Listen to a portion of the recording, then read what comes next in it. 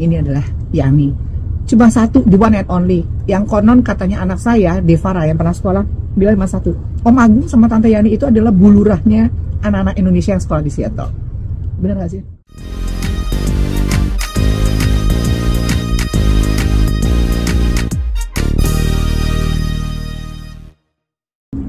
Yan, udah mulai. Dan itu udah berapa lama sih tinggal di Seattle? 23 tahun. Banyak orang punya pandangan kalau orang tinggal di Amerika itu selalu mengasihkan. Dan biasanya mereka itu punya anggapan tinggal di Amerika itu sangat menyenangkan karena sering nonton film kali ya. Apa kenyataannya kayak gitu nggak sih? Selalu menyenangkan atau memang namanya manusia roda hidup itu pasti berputar? Ya, namanya manusia roda hidup itu berputar, dan sebetulnya sama sih di Indonesia. Di sini depend on you. Kalau mau nikmatin di Indonesia ya bisa, mau menikmatin di sini ya bisa, tergantung cara pandangnya. Kalau kayak kemandirian di sini semuanya mandiri, jadi nggak ada nggak ada mbak, semuanya di sini tough, jadi semua dikerjain sendiri. Tapi ya masuk anak-anak juga kan mereka mandiri. Betul semuanya. Tapi kadang ada enaknya juga mandiri itu, jadi kita ngedidik ke anak-anak lebih keras kan, dia jadi sama aja ya sekolah, tapi dia nyari duitnya gampang. Maksudnya anak sekolah tapi dia sembari sekolah tuh kita nggak usah ngasih uang, dia udah nyari sendiri bekal, beli sepatu sendiri, beli ini sendiri, cari 1.000-2.000 gampang buat anak masih sekolah gitu loh. Jadi masih sekolah tapi dia itu kan kalau di Indonesia untuk $1.000-2.000 berarti berapa? 30 juta, 25 juta? Ya, itu sebulan ya? Iya, tergantung anak-anak kerjanya. Oh, oke. Part time. Serajin apa mereka bisa, apa namanya, anak-anak lebih mandiri ya, mencari uang. Anak-anakku kerja cuma weekend doang. Gitu kan. Tapi ini long hour gitu kan. Kayak gitu. Jadi gampang di sini nyari uang 10 juta, 20 juta untuk anak high school. Atau mungkin untuk anak yang udah kuliah sembari kerja. Kalau di Indonesia kan susah kayak gitu. Ya, karena memang di sini mungkin polisi yang berlaku dari pemerintah juga beda.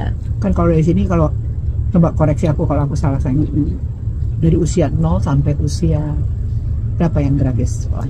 SMA?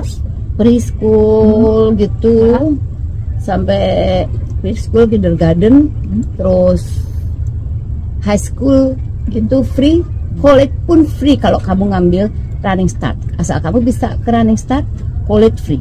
Tunggu bentar, mungkin banyak yang nanya, running start itu apa sih Tante Yani? Running start itu kalau kita tuh kelas, sebetulnya masih kelas SMA, tapi kamu udah ngambil kredit untuk college. Artinya kamu nanti baru SMA kelas 1 untuk ke kelas 2 nya kamu pindah ke college. Oke. Gitu. Oke, itu tadi kita nanyain. Jadi di high school nggak 3 tahun, di high school itu kayak cuman setahun 2 tahun tapi transfer ke college. Jadi enak, nanti college-nya itu 2 tahun, ke uninya 2 tahun langsung selesai, jadi nggak usah perlu 4 tahun di uni.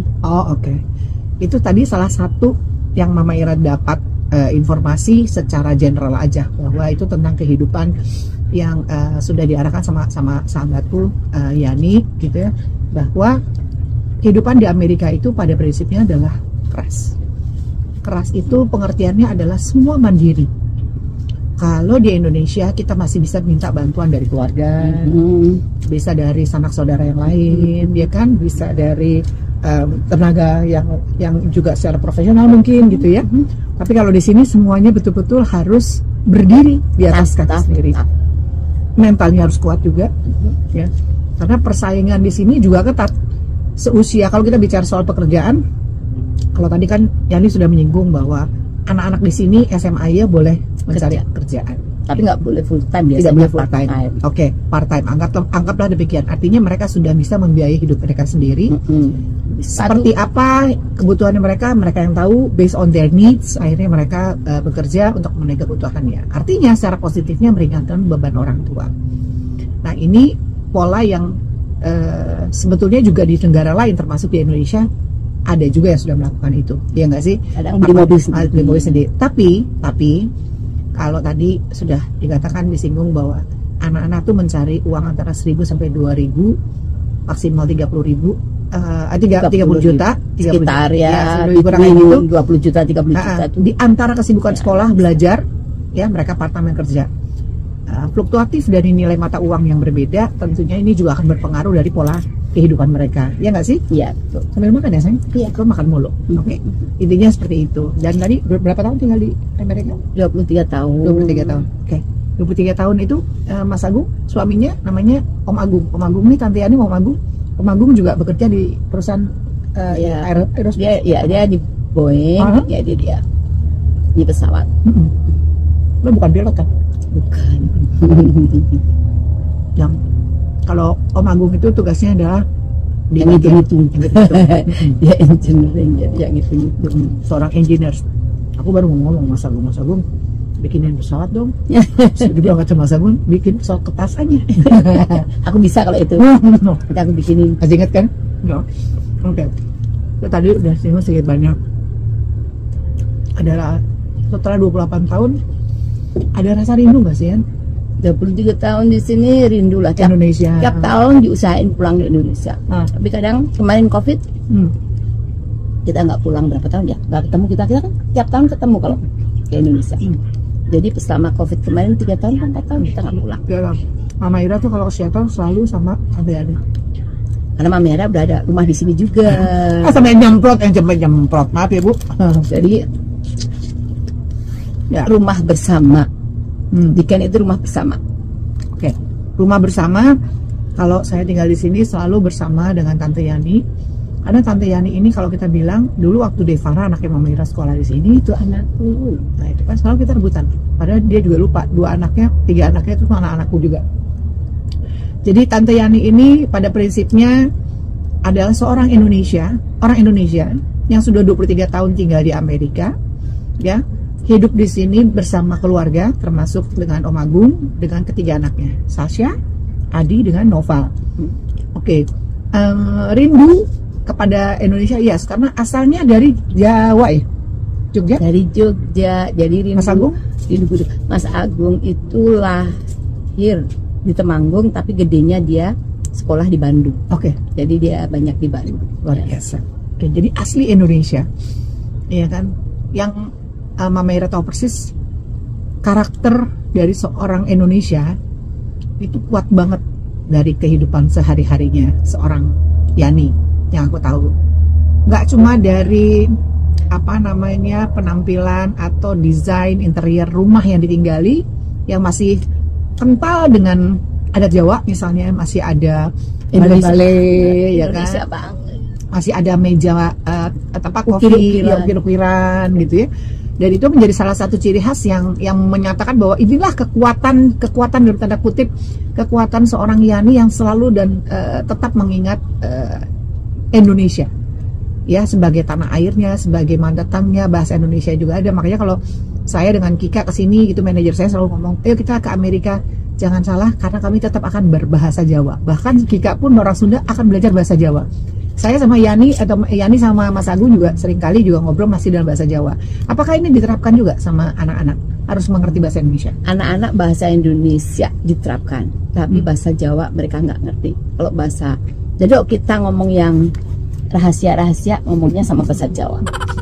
Kalau bahasa Indonesia anak-anak ngerti. Nah bahasa Sunda anak-anak juga nggak ngerti. Bahasa Jawa sama Sunda nggak ngerti. Cuma ngomongnya pada saat rahasia-rahasia. Emang gimana sih? Pernah ada kejadian lucu nggak sih anak-anak diajak ngomong bahasa Jawa? Atau mungkin kalau ketemu Eyangku? Nah, kalau sama Eyangkunya dia bahasa Indonesia bisa. Tapi kalau bahasa Jawa dia cuman gini jawabnya, karena dia nggak ngerti. Terus saling lihat-lihatan. Banyak lagi yang mau nanya nih. Keluarga campur-campur. Ini sengaja Mama Ira bikin video ini. Nanti akan Mama kirim ke keluarga campur-campur ya dari sini untuk di handle sama tim Indonesia. Tapi intinya bahwa kehidupan di Amerika it's depend on bagaimana kita menempatkan diri. sebagai seorang Indonesia, kita tetap mengingat tentang budaya kita, bagaimana cikal bakalnya kita tumbuh kembang di negara Indonesia, adat istiadatnya, tata caranya, etikanya tetap berlaku, ya kan? Di rumahnya Tante Yani juga sama. Jadi contoh yang paling singkat, misalnya buka pintu tetap diajarin assalamualaikum, wajib dulu, wajib gitu, kayak gitu ya. Terus banyak sekali ya yang salam, cium tangan, ya kan, manut. Jadi banyak orang bilang katanya ya, kalau orang sudah tinggal di negara lain, khususnya di Amerika yang semuanya konon ceritanya sangat bebas, semua peraturan itu tentang tata cara kehidupan keetika banyak yang hilang. Tanggapannya ini seperti apa? Enggak, semuanya sama. Tergantung kita ngajarinya ke anak-anak. Jadi semuanya sama, dan tata cara di sini juga banyak yang bagus. Good morning, good night, selalu ngucapin sebelum tidur itu.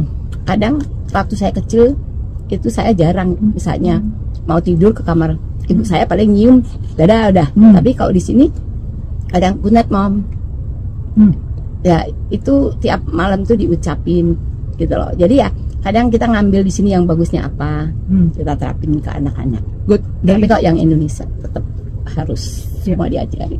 Adaptasi sih ya. Rahasia awet mudanya Yani tetap cantik ya? Aduh, karena ini aku punya love visitor di sini yang selalu ada di sebelahku, yang selalu ada untukku. Keluarga campur-campur harus tahu, setiap kali saya datang kemari itu pasti Yani itu masak makanan yang paling enak. Tante Yani ini harus tahu keluarga campur-campur, masak sop buntutnya mantap. Oseng tempe sama apa sih, balado telur mantap. Terus apa aja yang dibikin sama Yani jadi enak. Kemarin terakhir dibikinin iga, dan semua rasanya itu sangat Indonesia. Sangat Indonesia, enak karena di sini nggak ada saingannya. Kalau di Indonesia kita tinggal Gojek, saingan banyak banget, jadi nggak, jadi dibawa ke Indonesia jadi nggak enak. Di sini jadi enak karena nggak ada saingannya. Jadi kalau seorang Yani, nama panjangnya dipanggil nama aslinya Yani adalah Sri Muryani. Jadi kalau di IG ada namanya Yani Seattle, yang sering banget kalau keluarga campur-campur ikut follow saya punya IG, itu ada namanya IG-nya Yani Seattle. Nah, ini adalah Yani. Cuma satu, the one and only, yang konon katanya anak saya Devara yang pernah sekolah bilang cuma satu. Om Agung sama Tante Yani itu adalah bulurahnya anak-anak Indonesia yang sekolah di Seattle. Benar gak sih? Karena saya senang anak-anak, karena banyak anak banyak rezeki. Jadi anak-anak student datang ke rumah itu buat saya rezeki. Didatengin, mereka di sini sendiri, nggak ada orang tua, mereka datang visit ke rumah, ngumpul, sleep over. Terus kalau lagi spring break, winter break, mereka pada sleep over, digelarin kasur di bawah itu ya, seneng banget. Mereka ada snow datang, mereka bikin snowman di belakang rumah, snowman mereka bikin, seru banget melihatnya. Anak-anak itu jadi apa ya, hiburan buat Yani, dan Yani percaya banyak anak banyak rezeki. Jadi banyak anak datang itu banyak rezeki buat Yani. Rezeki untuk rezekinya macam-macam ya, nggak harus uang ya. Jadi rezeki mereka datang, aku happy, itu juga rezeki. Ya benar. Persaudaraan batin juga rezeki. Jadi gitu. Kalau anak-anak Indonesia yang mau sekolah di Seattle, dipastikan kenal, atau ya belum kenal, harus kenal namanya Tante Yani Agung atau Om Agung. Karena semua anak Indonesia selalu terbuka pintu rumahnya Tante Yani. Ini agak hebat sih. Karena kan agak susah gitu definisinya, karena gini, tidak semua orang mengizinkan rumahnya didatangkan oleh banyak orang, apalagi di Amerika. Tapi kalau Yani sama Mas Agung itu keluarga yang sangat welcome untuk anak-anak Indonesia yang ingin bersekolah di Seattle. Gak ada anak Indonesia yang gak kenal sama Tante Yani. Semuanya kenal sama Om Agung. Om Agung yang kumisan, iya. Tante Yani yang pintar masak, yang selalu ngoceh.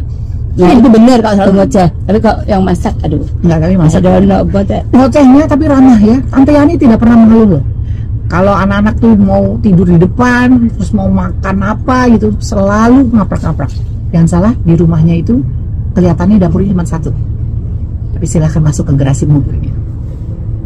Ada mobil dan banyak sekali namanya freezer atau kulkas. persis seperti ada kayak semacam toko kelontong gitu, karena dia selalu provide all the food yang bisa diolah untuk kita semua. Saya selalu ya. Thank you sayang. Kita selalu akan mendoakan Yani sehat, tetap semangat meraih harapan dan cita-cita, termasuk membesarkan anak-anak di sini. Mas Agung selalu sukses. Dan kembali lagi bahwa perjalanan hidup manusia itu semuanya akan kembali kepada kita. Dimanapun kita melangkah, kemanapun kita pergi, kuncinya cuma satu, adalah keyakinan kita kepada Sang Maha Pencipta Allah Subhanahu Wa Taala, bahwa apapun yang kita lakukan selalu baik karena kita akan dipertemukan dengan orang-orang yang baik. Dan saya sudah merasakan itu di tengah keluarga kita. Terima kasih keluarga campur-campur. Kita akan ketemu lagi di episode berikutnya. Dan sekali lagi banyak terima kasih Yani. Terima kasih juga. Makasih lagi nengokin ke Seattle, nengokin. Ya, dan saya suka banget karena kamarnya nyaman banget. Mohon maaf. Ini yang create-nya kamarnya. Keluarga campur-campur, mohon maaf, saya mau makan dulu. Ini kita lagi di mana posisinya? Ada di mana sekarang? Di Lake Washington. Oke, di Lake Washington. Lihat dong di depan kita. Ini ada yang namanya makanannya clam chowder. Clam chowder. Ya ini juga tadi pesan apa itu, something come up with the bla bla bla. Ini cheesecake, dan ini adalah what do you call it? The huge shrimp, lobster. Calamari, shrimp. Nah, aku sudah hampir menghabiskan burger. Semuanya tidak ada yang tidak nyaman. Nyaman itu come up from the bottom of our heart. Ada campur-campur. Terima kasih. Sampai ketemu lagi. Salam.